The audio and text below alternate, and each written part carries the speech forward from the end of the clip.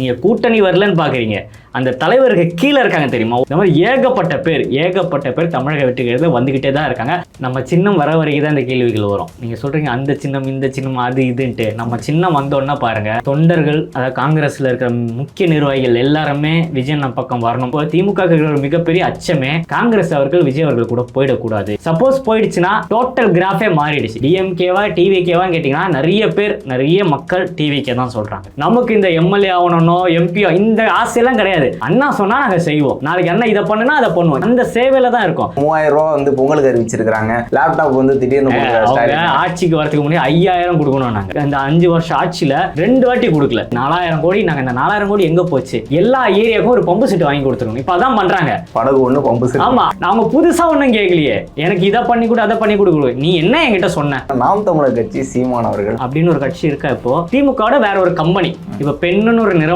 வச்சிருக்காங்க. அதே மாதிரி சீமான் ஒரு நிறுவனம் வச்சிருக்காங்க. அவங்களோட குடும்பத்தை மட்டும்தான் அவங்க பாத்துக்கிறாங்களே தவிர. வணக்கம் டிவிகே ஆர்மி. இன்று நம்முடன் இணைந்திருக்கும் சிறப்பு விருந்தினர் தமிழக வெற்றி கழகத்தின் மாநில இணை ஒருங்கிணைப்பாளர் சமூக ஊடக பிரிவு திரு அஸ்வின் அவர்கள். வணக்கம்ண்ணா.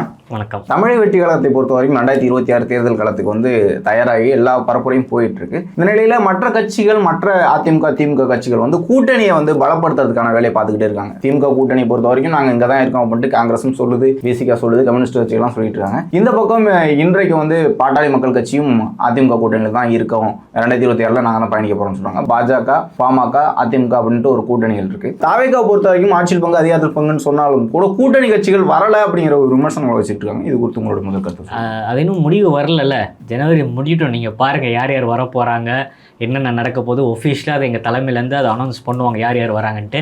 தினசரி பனையூரில் நான் பார்க்குற விஷயத்த சொல்கிறேன். தினசரி நிறைய கட்சிகள்லேருந்து முக்கிய நிர்வாகிகள், நீங்கள் கூட்டணி வரலன்னு பார்க்குறீங்க, அந்த தலைவருக்கு கீழே இருக்காங்க தெரியுமா? ஒவ்வொரு கட்சிக்கு தலைவருக்கு கீழே இந்த மாவட்ட செயலாளர்கள், கவுன்சிலர்ஸ், இந்த மாதிரி நிறைய நிர்வாகிகள் இருக்காங்க ஒரு கட்சியை சேர்ந்தோம். அவங்க எல்லாருமே விஜய் அண்ணனை பார்க்க வெயிட் பண்ணுறாங்க. அவங்க ப்ரொஃபைலோட இப்போ ரீசெண்டாக கூட நீங்கள் பார்த்துருப்பீங்க, இணைப்பு விழா நடந்தது. கிட்டத்தட்ட நிறைய பேர் இணைஞ்சாங்க. அது அவங்க எல்லாருமே முக்கிய பிரமுகர்கள். திமுகலேருந்து ஒரு வர்த்தக அணிலேருந்து ஒருத்தர் வந்திருக்காரு, அமைப்பாளர் வந்திருக்காரு. இந்த மாதிரி ஒவ்வொரு நிர்வாகிகள் வராங்க. ஒரு கவுன்சிலர் ஒருத்தர் வந்து ஜாயின் பண்ணியிருக்காரு, மாநகராட்சி கவுன்சிலர் வந்து ஜாயின் பண்ணியிருக்காரு. இந்த மாதிரி எல்லாருமே வந்து நம்ம அண்ணனை தேடி வராங்க. இவங்கெல்லாம் எதுக்கு வராங்கன்னா, நான் 10 வருஷமாக திமுகவில் இருந்தேன், எனக்கு எதுவுமே அவங்க பண்ணலை, எதுவுமே சொல்லலை, அவங்களோட குடும்பத்தை மட்டும்தான் அவங்க பார்த்துக்கிறாங்களே தவிர மக்கள் பணிக்காக எங்களுக்கு எதுவாக இருந்தாலும் அட்ஜஸ்ட்மெண்ட்டில் போக வேண்டியதாக இருக்குது. ஸோ விஜய் அண்ணங்கிட்ட போனால் எங்களுக்கு ஒரு இப்போ புதுக்கோட்டையில் இருக்கிறவர் ஒருத்தர் சொன்னார். புதுக்கோட்டையில் இருக்கிறவர் என்ன சொல்கிறாருன்னா, அங்கே 2 கவுன்சிலர், திமுகவில் இருக்கிற 2 கவுன்சிலர் பார்த்தீங்கன்னா அங்கே மாவட்ட செயலாளரை மீட் பண்ணுறதுக்கு உறுப்பினர் கார்டெல்லாம் போட்டுட்டாங்க. நம்ம உறுப்பினர் கார்டு போட்டு மாவட்ட செயலாளர் அன்றைக்கி ஒரு இணைப்பு விழா நடக்குது. அவங்கள வர விடாமல், லேடிஸ் அவங்க வர விடாமல் தடுத்தாங்க. ஸோ அந்த மாவட்ட செயலாளர் பரவேஷ் அவர்கிட்ட பேசும்போது அவர் சொன்ன விஷயங்கள் இருக்குது. அவங்க என்ன பார்க்குறாங்கன்னா, இவரும் நம்ம விஜய் அண்ணா மக்கள் இயக்கமாக இருக்கும்போது ஜெயிச்சு கவுன்சிலர் ஆனவர், அதனால் அவர் பண்ணுற விஷயங்களை அவங்க பார்க்குறாங்க நேரடியாக. என்ன ஒரு விஜய் அண்ணா பேரில் வந்திருக்காரு, இவர் இவ்வளோ விஷயங்கள் பண்ணுறாங்களே, நம்ம ஆளுங்கட்சியில் இருக்கிறோம், திமுகவில் கவுன்சிலராக இருக்கிறோம், நம்மளால் ஒன்றுமே பண்ண முடியல, எதுவாக இருந்தாலும் பகுதியை கேளு, மாவட்டத்தை கேளு, இதை பண்ணு அதை பண்ணு, இதை பண்ணக்கூடாது, மக்கள் பணியை செய்யாமல் தடுக்கிறாங்களே. ஆனால் இங்கே இவர் விஜய் அண்ணா பேரை வச்சு ஃபுல்லாக மக்களுக்கு நல்ல விஷயங்கள் பண்ணுறாங்க. பொங்கலாக இருக்கட்டும், தீபாவளியாக இருக்கட்டும், ஒவ்வொரு நாளும் ஒவ்வொரு விஷயமும், தூய்மை பணியாக விஷயம், எல்லாத்துக்கும் ஃப்ரீடமாக ஒர்க் பண்ணுறாரு. அந்த மனசில் என்ன பண்ணியிருக்காங்கன்னா, நம்ம இங்கேருந்து வந்து இங்கே சேரலாம் வந்திருக்காங்க, அவங்கள வர விடாமல் பண்ணுறது. இந்த மாதிரி ஏகப்பட்ட பேர் தமிழக வெற்றிகளில் வந்துக்கிட்டே தான் இருக்காங்க. இப்போ கூட நீங்கள் பனையூர் போய் பாருங்கள், கேட்டு வாசலாம் மாற்று கட்சியை சேர்ந்த நிறைய பேர் இருப்பாங்க. நீங்கள் பாருங்கள், இன்னும் கொஞ்ச நாளில் இவங்க வராங்க அவங்க வராங்கன்னு நம்ம சொல்ல விரும்பலை, நான் சொல்லவும் மாட்டேன். அது தலைமையிலேருந்து ஒஃபிஷியலாக வரும், இவங்க தான் வர போகிறாங்க, அவங்க தான் வர. நான் எல்லாருமே வர ரெடியாக இருக்காங்க. அவங்கவுங்க இடத்துல பேச்சுவார்த்தைகள் போயிட்டுருக்கு, டிஸ்கஷன் போயிட்டுருக்கு. ஓட்டிங் பேசஸில் நம்ம யார் கூட இணையலாம்னு சொல்லி நிறைய கட்சிகள், முன்னாள் எம்எல்ஏக்கள், எம்பிக்கள், அதே போல கட்சியில் இருக்கக்கூடிய பொறுப்பாளர்கள், நிர்வாகிகள்லாம் வந்துட்டு இருக்காங்க. அது கட்சியை வந்து பலப்படுத்தும் அப்படிங்கிற ஒரு பார்வை இருக்கும்போது, இங்க கட்சியா இருக்குல்ல, இந்த சின்னத்தில் போட்டிருப்பாங்க. இப்போ காங்கிரஸ்னா கை சின்னத்தில் இருக்கும், பாமகனா மாம்பழம் சின்னத்தில், கம்யூனிஸ்ட் கட்சிகள் இந்த மாதிரி கூட்டணி, விசிக வந்து பானை சின்னம், இந்த மாதிரி கட்சி அந்த சின்னம் ஒட்டுமொத்தமா ஒரு அந்த மக்கள் கூட்டமே இந்த பக்கம் திரும்புது. கூட்டணி பலம் அப்படிங்கிற ஒரு பேச்சு வந்து தொடர்ந்துகிட்டே இருக்கும். நான் எங்க கூட்டணி பலமா இருக்கு. ஏன்னா தேர்தல் வந்து தமிழ்நாட்டில் இது வரைக்கும் தனித்து ஒரு கட்சி வந்து ஆட்சி பிடிச்சதே கிடையாது. அப்போ கூட்டணி வச்சு தான் ஆட்சி பிடிக்க முடியும் போது இவர் கூட எத்தனை பேர் கை கோர்த்து நிற்கிறாரு அப்படிங்கிற ஒரு கேள்வி கேட்பாங்களா? அப்போ அந்த கேள்வி தொடர்ந்து வந்துகிட்டு தானே இருக்கும். நம்ம சின்னம் வர வரைக்கும் தான் இந்த கேள்விகள் வரும். நீங்கள் சொல்கிறீங்க அந்த சின்னம் இந்த சின்னம் அது இதுன்ட்டு. நம்ம சின்னம் வந்தோன்னா பாருங்கள், தமிழ்நாடு ஃபுல்லாக அந்த ஒரே சின்னம் மட்டும்தான் இருக்கும். அதாவது நிறைய பேருக்குள்ளே நிறைய கன்ஃபியூஷன்ஸ் இருக்குது. இப்போவும் திமுக பயப்படுற விஷயம், எங்கே காங்கிரஸ் நம்மளை விட்டு போயிட போகிறாங்க, எங்கே விடுதலை சிறுத்தை நம்மளை விட்டு போயிடுப்பாரு, இந்த பயம் தான் இருக்குது. இப்போ இதுக்கு முன்னாடி ஆள் இல்லாதனால அங்கே இருந்தாங்க. இப்போ எங்கள் அண்ணன் பார்த்தீங்கன்னா ஆட்சியிலையும் பங்கு அதிகாரத்திலையும் பங்கு தெளிவாக சொன்னனால எல்லாரும் கேள்வி கேட்க ஆரம்பிச்சிருக்காங்க. இப்போ திமுகவை பொறுத்த வரைக்கும் திமுக ஆட்சிக்கு வந்ததுன்னா அவங்க சம்மந்தப்பட்ட ஆளுங்க தான் எல்லா போஸ்ட்லையும் இருப்பாங்க. நீங்கள் எடுத்து பாருங்கள், எல்லாமே அவங்க கூட இருக்கிற எல்லாமே திமுக. அதுக்கப்புறம் தான் மாற்று கட்சியிலேருந்து வந்தவங்களுக்கு அது இதுன்னு கொடுப்பாங்க. மற்றபடி வேற யாருக்குமே பார்த்தீங்கன்னா அவங்க இது வரைக்கும் கொடுத்து நான் பார்த்தது கிடையாது. ஆனால் நம்ம அண்ணா சொன்ன விஷயங்கள் எல்லாத்திலும் சரிசமம். எல்லா இதுலேயும் ஆட்சியிலையும் பங்கு அதிகாரத்திலையும் பங்கு எதுவாக இருந்தாலும் நம்ம சரிசமமாக தான் எடுப்போம். அதுதான் எல்லாருக்குமே தேவை, எல்லாருக்குமே வேண்டியது அதுதான். இப்போ ரீசெண்டாக செங்கோட்டையன் அவர்கள் வந்தார், அவருக்கான மரியாதை எப்படி கொடுத்தாங்க பாருங்க. அந்த சரி இப்போ ஜெயஸ்ரீ பிரபாகரன் சார் வந்தார், அவருக்கான மரியாதை என்ன, அங்கேயா தலைவரை பார்த்து இப்போ அவருக்கான போஸ்ட் என்னன்றதை அனௌன்ஸ் பண்ணுறோம், அவர் என்ன பண்ண போறான்ற நமக்கு தெரிய வருது. அந்த மரியாதையை கொடுக்கணும். இப்போ திமுகவில் ஒருத்தர் போய் சேர்ந்திருக்காரு, ஏடிஎம்கேலேருந்து ஒருத்தர் போய் சேர்ந்திருக்காரு, அவர் யாருன்னு யாருக்குன்னா தெரியுமா?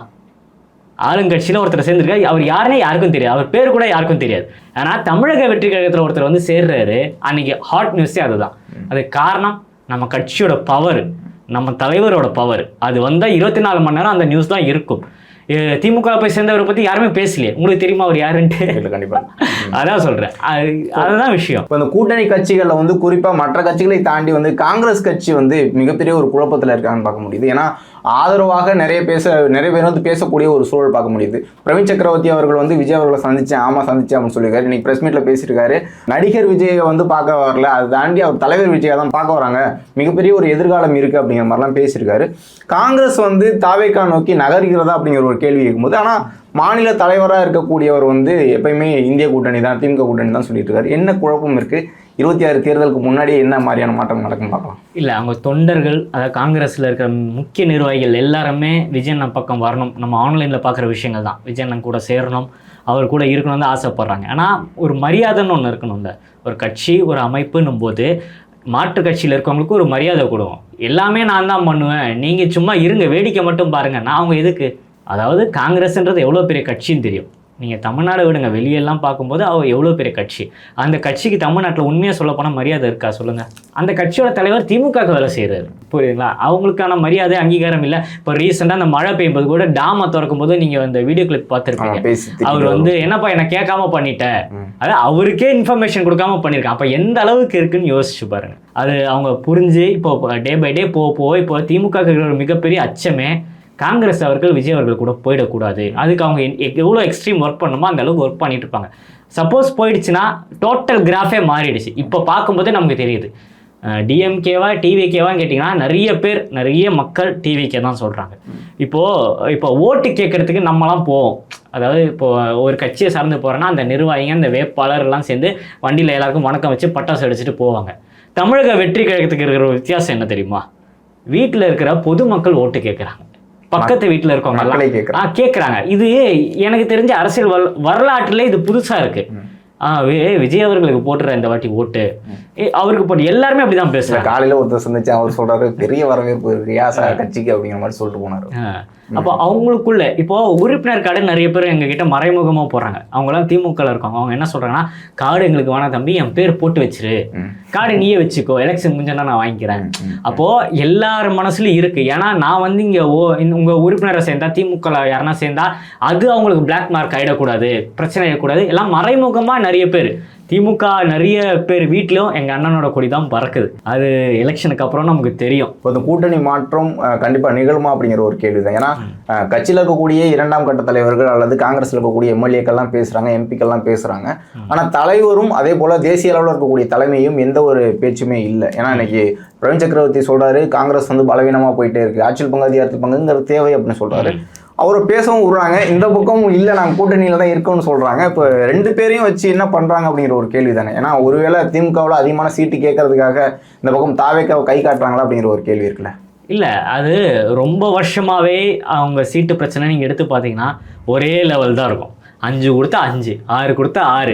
விடுதலை சிறுத்தைக்கும் இதே தான், வித்தியாசமே இருக்காது. உங்களுக்கு இவ்வளோதான், உங்களுக்கு இவ்வளோதான். கமல் சார் பாருங்க, எனக்கு அந்த இது போதும், ராஜேஷ் போதும், அவ்வளோதான். இந்த பேசஸ்ல தான் வச்சிருக்காங்க. ஸோ ஒரு அமைப்புன்னு போய் எல்லாருமே உட்காந்து பேசணும். இது மக்கள் பணி. இது நீ உட்காந்துக்கிட்டு நான் பதவியை வாங்கி வச்சுக்கிட்டு இந்த கட்ட பஞ்சாயத்து பண்ணுறதுக்கோ இந்த வெள்ளை சட்டை போட்டுன்னு காரில் வந்து இறங்குறதுக்கோ இந்த விஷயமே கிடையாது. ஒரு அரசியல் மாற்றம்னா என்னது?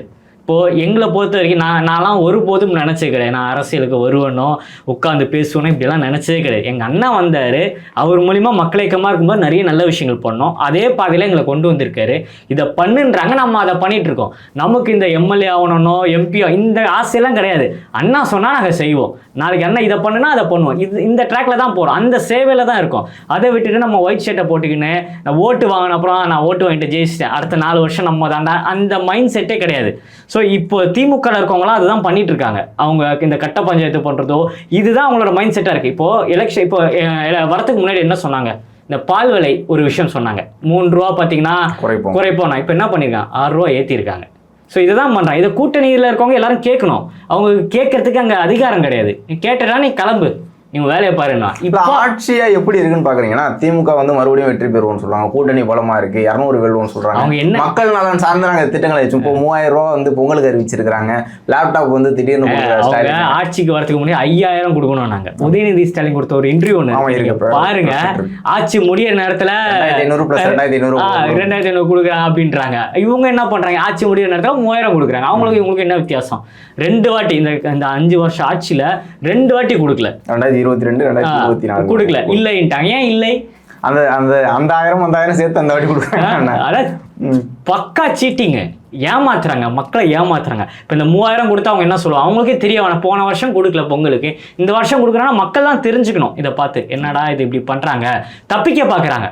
ஏதோ ஒன்று கொடுத்து அவங்க கிட்ட இருக்கிற ஒரே பலம் பணம் மட்டும்தான். பணத்தை வச்சு எப்படின்னா இதை முடிச்சிடலாம் தான் பார்க்க. இது வரைக்கும் வெற்றிகள் வந்து தீர்மானிக்கிறது அது ஒரு விஷயமா இருக்குல்ல. இப்போ பணம் கொடுக்கறதுங்கிறது ஈரோடு தேர்தலாம் பார்த்தீங்கன்னா மக்களை வந்து ஒரு பட்டி மாதிரி அடைச்சி வச்சுட்டு பணம் கொடுக்கறது, வெள்ளி கொலுசு கொடுக்கறது, குடம் கொடுக்கறது, எல்லா பரிசு பொருட்களும் கொடுக்கறது, ட்ரெஸ்ஸு கொடுக்கறது, சாரி கொடுக்கறது எல்லாம் கொடுத்து தான் மிகப்பெரிய அளவில் வெற்றி பெற்றாங்க. திமுக கூட்டணி வந்து மிகப்பெரிய அளவில் வெற்றி பெற்றுச்சு. அதே போல இப்போ கடைசி காலகட்டங்களில் எல்லாருக்கும் 1000 ரூபான்னு சொல்றது, லேப்டாப் கொடுக்குறேன்னு சொல்றது, எல்லாமே செய்யும் போது மக்கள் இதே இலவசம் இதே பணம் அதற்காக வாக்கு செலுத்திடுவாங்கன்னு சொல்றாங்களா? அது சாத்தியம் இருக்கா 26ல? இல்ல, இப்ப இருக்கிற யங்ஸ்டர்ஸ், நியூ ஜெனரேஷன், இந்த ஜென்சி கிட்ஸ் எல்லாம் கொஞ்சம் தெளிவா இருக்காங்க. இவங்க ஆட்சிக்கு வந்த உடனே இதெல்லாம் பண்ணியிருந்தாங்கன்னா நீங்க சொல்றதெல்லாம் நடந்திருக்கும். ஓகே, டிஎம்கே நல்லா பண்ணியிருக்குப்பா, இந்த முடிகிற டைம்ல வந்து நீ லேப்டாப்பு கொடுத்தோம், நீ இந்த 1000 ரூபா பணம் கொடுத்து எதுக்கு? அது பச்சையா தெரியல. காசுக்கு கூப்பிடுறாங்க, நாங்கள் உனக்கு பணம் தரேன் வாங்குறாங்க. நீ இது ஆட்சிக்கு வந்த உடனே ஒரு 2 வருஷத்துலையோ இல்லை அட்லீஸ்ட் ஒரு 3வது இயர்லேயாச்சும் நீங்கள் இதை ப்ராக்ரஸ் பண்ணியிருக்கணும். ஒழுங்காக ரோடு போடுறது கிடையாது. என்ன சொன்னாங்க, மழை டைமில் மழையே நிற்காது, 4000 கோடி. நாங்கள் இந்த 4000 கோடி எங்கே போச்சு? எல்லா சபையிலும் நிற்கிது. அந்த 4000 கோடி இவங்க என்ன திரும்ப பண்ணியிருக்கணும், எல்லா ஏரியாவுக்கும் ஒரு பம்பு செட்டு வாங்கி கொடுத்துருக்கணும். இப்போ அதான் பண்ணுறாங்க. படகு ஒன்று பம்பு செட். ஆமாம், அதை எடுத்துகிட்டு அதில் தண்ணி எடுத்துக்கிறோம். இதில் என்ன அதிசயம் இருக்குது? நீங்கள் இவ்வளோ 4000 கோடிக்கு பண்ண விஷயம் என்ன இருக்குது? அதுக்கு நீங்கள் பம்பு செட் வாங்கி கொடுத்தா எங்கள் ஏரியா மக்களை வச்சு நாங்களே தண்ணி எடுத்து மழை பெய்யும்போது நாங்களே பார்த்துப்போம். உங்கள் தேவையே எங்களுக்கு கிடையாது. இவ்வளோ ஊழல் பண்ணுறாங்க, 4000 கோடியில் பண்ணுறாங்க, வைன் ஷாப்பில் பண்ணுறாங்க. இதுதான் அவங்களோட டார்கெட்டாக இருக்குது. இந்த மக்கள் பணியை இப்போ கொடுக்குறாங்களே, இந்த விஷயம்லாம் பார்த்தீங்கன்னா இவங்க முன்னாடியிலேருந்து ஆட்சிக்கு வந்ததுலேருந்து மக்களுக்கு தேவையான விஷயங்கள். இப்போ கடைசி நேரத்தில் யாருக்கெல்லாம் 1000 ரூபா பணம் வரல, இந்த மகளிர் தொகை யாருக்கெல்லாம் வரல, ஃபார்ம் எழுதி கொடுங்கன்னு சொல்லியிருக்காங்க. இந்த ஆட்சி முடிகிற டைமில் இதெல்லாம் பார்த்தா தெரியல, திருட்டு வேலைன்ட்டு நீ ஃபார்ம் ஃபில்அப் பண்ணி கொடு. இப்போ என்ன சொல்லுவாங்கன்னா, எலெக்ஷனுக்கு முன்னாடி எல்லா அக்கௌண்ட்டும் காசு இல்லை. இப்போ பழைய ஓய்வு திட்டம் வந்து நாங்கள் இப்போ புதுசாக ஒன்று அறிவிச்சு அவர் கொண்டு போகிறார். அதுக்கு டாக்டர் விஜய் வந்து வரவேற்பு தெரிவிக்குது. இப்போது மற்ற போராட்டங்கள் நடக்குதுல்ல. இப்போ தூய்மை பணியாளர்கள் போராட்டம் தொடர்ந்து நடந்துகிட்டு இருக்கு, செவிலியர்கள் போராட்டம் இருக்குது, ஆசிரியர்கள் போராட்டம் நடக்குது. இந்த போராட்டங்கள்லாம் நடக்குது. ஆனால் வாக்குகளாக வரும்போது எப்பயுமே அதிமுக திமுகன்னு கம்பேரிசன் பண்ணும்போது இந்த கவர்மெண்ட் செக்டாரில் இருக்கக்கூடிய காவல்துறையாக இருக்கட்டும், அதே போல் மருத்துவர்கள், செவிலியர்களாக இருக்கட்டும், இவங்கெல்லாம் வாக்கு செலுத்தும் போது அங்கே தான் வாக்கு செலுத்துவாங்க. ஏன்னா போனஸ் அப்படிங்கிறத ஒன்று அறிவிப்பாங்க கடைசி காலத்தில். இதில் 2 விஷயம் மாறுமா? இது 2 விஷயமா பார்க்கலாம். இதுக்கு முன்னாடி இவங்க போராடி இருக்காங்க, இது வெளியே யாருக்குமே தெரியாமல் இருந்தது. திமுக இதை மூடி மறைச்சிருக்காங்க. போராடினா அரெஸ்ட் பண்ணுறது, மண்டபத்தில் வைக்கிறது, அவங்களை பஸ் ஸ்டாண்டில் இறக்கி விடுறது, இது ரொம்ப வருஷமா நடந்திருக்கு. இது இப்போ வெளியே வர காரணம் என்னன்னு தெரியுமா? தமிழக வெற்றி கழகம் ஈரோட்டில் மீட்டிங் முடிச்ச உடனே ஆதவர்ஜனா சார், சிடிஆர் அண்ணனும் அங்கே இருக்கிற மாவட்ட செயலாளர்லாம் வந்து அவங்க கூட நைட்டா இரவு நேரத்தில் உட்காந்தாங்க. எல்லா லேடிஸ் குழந்தையோட இருக்காங்க. ஸோ இது வெளியே வர காரணம் என்ன? நம்ம நிர்வாகிகள் உள்ள இப்போ தூய்மை பணியாளர்கள் போராட்டத்தில் நம்ம நிர்வாகிகள் அவங்களுக்கு சாப்பாடு கொடுக்குறது, எல்லா நாளும் வட சென்னையிலேருந்து, தென் சென்னையிலேருந்து, மத்திய சென்னையிலேருந்து எல்லா மாவட்ட நிர்வாகிகளும் அவங்கள போய் பார்க்குறது, அவங்க கூட நிற்கிறது. விஜயனே அவங்கள கூப்பிட்டு எல்லாரையும் கூப்பிட்டு என்ன பிரச்சனை நடக்குது அந்த குழு தலைவரை கூப்பிட்டு எல்லாம் பேசினார். இதுவும் அட்ரஸ் பண்ணப்பட்டது யாரால? விஜயண்ணா உள்ள வந்தனால. இப்போ டீச்சர்ஸுக்கு நடக்கிற கொடுமை. அவங்க என்ன பிளான் பண்ணுறாங்க, ஸ்கூல் லீவ் டைமில் போராட்டம் நடத்துகிறாங்க. அவங்க கேட்குறதெல்லாம் ஒன்று தான், எங்களுக்கு வாக்குறுதி கொடுத்தீங்களே, நாங்கள் புதுசாக ஒன்றும் கேட்கலையே, எனக்கு இதை பண்ணி கொடு அதை பண்ணி கொடுக்குறோம், நீ என்ன என்கிட்ட சொன்ன, ஓட்டு கேட்க வரும்போது என்கிட்ட என்ன சொன்னா, இதுதான் விஜய் நான் சொல்றாரு, என்னால் என்ன பண்ண முடியுமோ அதுதான் நான் வாக்குறுதியாக கொடுப்பேன், பண்ண முடியாத நீ கொடுத்துட்டு நீ பணி நிரந்தரம் என்ன, அவங்க பாவம் எவ்வளோ கஷ்டப்படுறாங்க. சாப்பாடு கூட, அதாவது உண்ணாவிரதம் போராட்டம் நடத்துறாங்க, உடம்பு சரியில்லாமல் ஹாஸ்பிட்டல் போய் படுத்திருக்காங்க, இதுக்கெல்லாம் பார்க்கலையா? இதெல்லாம் வச்சுக்கிட்டு மகளிர் மாநாடுன்னு ஒன்று நடத்துறாங்க. எப்படி மனச்சாட்சி வருது? இங்கே அவ்வளோ பெண்கள் போராடும் போது அவங்க எப்படி அங்கே அதை பண்ணுறாங்க? ஸோ இதெல்லாம் மீடியாவில் வருது, இதெல்லாம் ஃபோக்கஸ் ஆகுது. இப்போ விஜய் நான் வந்த அப்புறம் இதெல்லாம் தெரியப்படுத்தப்படுறோம். ஸோ இதெல்லாம் பசங்க பார்க்குறாங்க, ஆன்லைனில் யூடியூப்ல வருது, இவங்க போராடுறாங்க, அவங்கள நாய் இழுக்கிற மாதிரி இழுத்துட்டு வண்டியில் ஏற்றி போய் அரெஸ்ட் பண்ணி வைக்கிறது எல்லாம் பெண்கள். நீங்கள் யோசிச்சு பாருங்க, ஒரு திட்டம் ஒன்று அனௌன்ஸ் பண்ணார் இந்த தூய்மை பணியாளர்கள் போராட்டம் நடக்கும்போது, இந்த உணவு திட்டம் அனௌன்ஸ் பண்ணாங்க, காலை உணவு திட்டம். அது போராட்டம் நடக்கிறது, அந்த பண்ணவங்கலாம் யாருன்னா இந்த வட சென்னை சேர்ந்தவங்க, அதாவது திருவிக நகர், ராயபுரம் அந்த பகுதி இருக்கவங்க. இந்த உணவு திட்டம் எங்கேருந்து வருது தெரியுமா உங்களுக்கு? செங்கல்பட்டு மாவட்டம். அங்கே மறைமலர் நகர்லேருந்து இந்த ஃபுட்டு ஒரு நிறுவனத்துக்கு கான்ட்ராக்ட் கொடுத்துருக்காங்க. அங்கேருந்து ஃபுட் பேக் பண்ணி காலையில் உணவு, இது பிரேக்ஃபாஸ்ட்டு காலையில் அங்கே பேக் ஆகி இங்கே வரத்துக்கு மதியானம் ஆகும். அது வரைக்கும் நம்ம தூய்மை பணியாளர்கள்லாம் தட்டை பிடிச்சி நிற்கணுமா? யோசிச்சு பாருங்க. அவங்க அந்த திட்டத்தையே இங்கே கொண்டு வரக்கூடாது. நீங்கள் வட சென்னை சைடு ஏதாவது இடத்துல பண்ணியிருந்தா அவங்க சாப்பிட்டு போவாங்க. அவங்க இப்போ அவங்க கிட்ட பேசணும். ரீசெண்டாக பேசும்போது அவங்க சொன்ன விஷயம் என்னன்னா, நீங்கள் எங்களுக்கு இதெல்லாம் பண்ணி கொடுக்க தேவையில்லை, நீங்கள் அதுக்கான காசை கொடுத்துருங்க, நாங்கள் இங்கே ஏதாவது கடையில் சாப்பிட்டுப்போம். இந்த திட்டத்தையும் அனௌன்ஸ் பண்ணிட்டு அது அங்கே கான்ட்ராக்டுக்கு அங்கே என்ன அமௌண்ட் உங்களுக்கு வருதுன்னு தெரியல, அதையும் விற்றுட்டு அங்கேருந்து சாப்பாடு ரெடி பண்ணி இங்கே இருக்கவங்க அந்த ட்ராவலே இருக்குது பாருங்க. தூய்மை பணியாளர் வேலை என்ன? காலையில் எந்திரிச்சு பெருக்கிறது, இந்த மாதிரி நிறைய விஷயங்கள் அவங்களுக்கு இருக்குது. ஒவ்வொரு விஷயம் அவங்க பண்ணுறாங்க. இதெல்லாம் முடிச்சு அவ்வளோ பசியில் இருப்பாங்க. இந்த சாப்பாடு வர, இந்த வேன் வர வரைக்கும் அவங்க காத்திருக்கணுமா? இது எவ்வளோ கொடுமையாக இருக்குது. சரி, இப்போது இவ்வளோ பேசியாச்சு, கட்சி, திமுக ஆட்சி, இதை பற்றிலாம் பேசியாச்சு. ஒரே ஒரு கட்சி மட்டும் பேசாமல் போட்டு வச்சிருக்கோம், நாம் தமிழர் கட்சி. சீமான் அவர்கள், சாட்டை துரைமுருகன், கார்த்தி, இவங்கெல்லாம் வந்து எப்படி திமுக ஒரு விமர்சனங்களை வைக்கிதோ அதே போல் அவங்களும் அதே தரப்புலேருந்து வச்சுக்கிட்டு இருக்காங்க. இன்றைக்கி வந்து சிபிஐ விசாரணையாக இருக்கட்டும், அதே போல் பராசக்திக்கு ஆதரவாக பேசிகிட்டு ஒரு சூழலாக இருக்கட்டும், என்னென்ன திமுக என்னென்ன ஸ்டாண்ட் எடுக்குதோ அதே மாதிரி நாம் தமிழர் கட்சியும் விமர்சனங்கள் வந்து தொடர்ந்து வச்சுக்கிட்டு இருக்காங்க. அவங்க குறித்து உங்களுடைய பார்வை அப்படின்னு ஒரு கட்சி இருக்கா இப்போது? எனக்கு தெரியல, நீங்கள் தான் சொல்கிறீங்க அப்படி இருக்கட்டே. அதான் கடைசியாவது அந்த கேள்வி கேட்குறேனேன்னு கேட்டேன். அதனால தான் சொல்கிறேன், அந்த மாதிரி ஒரு கட்சி இருக்கிற மாதிரி எனக்கு தெரியல.